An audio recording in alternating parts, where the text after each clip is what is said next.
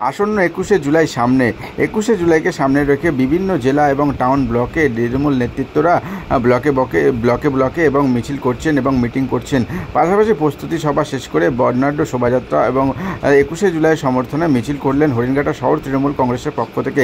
এদিন এই মিছিলে উপস্থিত ছিলেন হরিণঘাটা শহর তৃণমূল কংগ্রেস সভাপতি থেকে শুরু করে একাধিক নেতৃত্ব। পাশাপাশি বিশেষভাবে উপস্থিত ছিলেন রানাঘাট সাংগঠনিক জেলা তৃণমূল কংগ্রেসের সভাপতি দেবাশিস গাঙ্গুলি এবং হরিণঘাটা একাধিক তৃণমূল কংগ্রেসের নেতৃত্ব এবং জেলা নেতৃত্ব।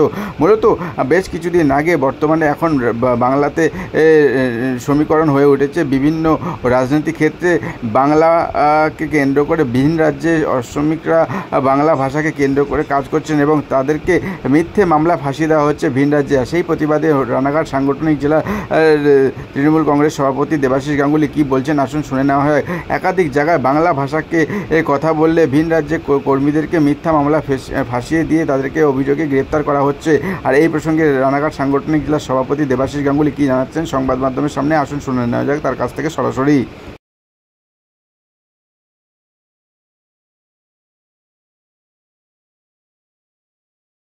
রানাঘাটে দুটো ছেলে অ্যারেস্ট হয়েছে মহারাষ্ট্রে, বাংলা কথা বলার জন্যই অ্যারেস্ট হয়েছে তারা, কি বলবেন? দুটো ছেলে নাগরিক আমাদেরকে হয় যারা এই দেশে বড় হয়েছে, মাটিতে তারা বড় হয়েছে, এখানকার নাগরিক, শুধুমাত্র বাংলা ভাষায় কথা বলার অপরাধে তাদেরকে অ্যারেস্ট করা হয়েছে। আমি ধিক্কার জানাচ্ছি, আমাদের প্রতিবাদ সংগঠিত করতে হবে। বাংলা ভাষাভাষী মানুষের উপরে যে জুলুম করছে আওয়ামী লীগের সরকারের এলাকায় রাজ্যগুলিতে, তার বিরুদ্ধে আমাদের প্রতিবাদ সংগঠিত করতে হবে।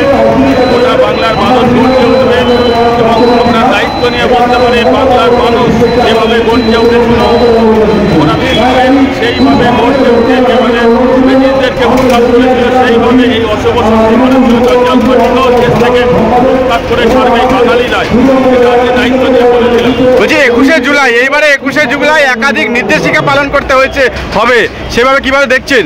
এটা আমাদের কাছে অত্যন্ত পাওনার প্রাপ্তি। ২১শে জুলাই আমাদের একটা আদেশ, সকলেই জানেন আপনারা।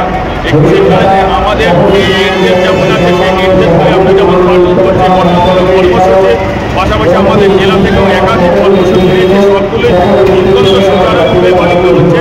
আমরা প্রায় গোটা জেলাতে শতাধিক মিছিল, শতাধিক পৌরসভা টার্গেট করেছিলাম, সেটা ইতিমধ্যেই ছাড়িয়ে গেছে।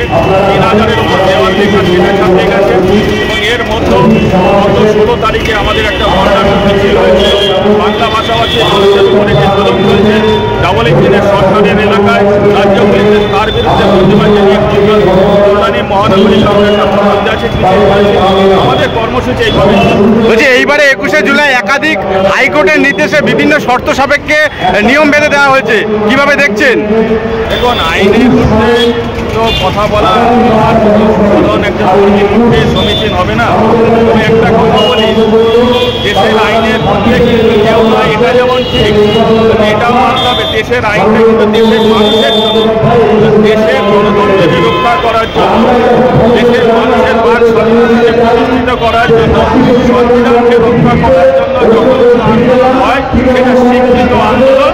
আমরা বিশ্বাস করি মানুষের শেষ কথা বলে, কোনো দল নয়, কোনো আইনও নয়, কোনো আদালতও নয়, মানুষের আদালতে শেষ আদালত।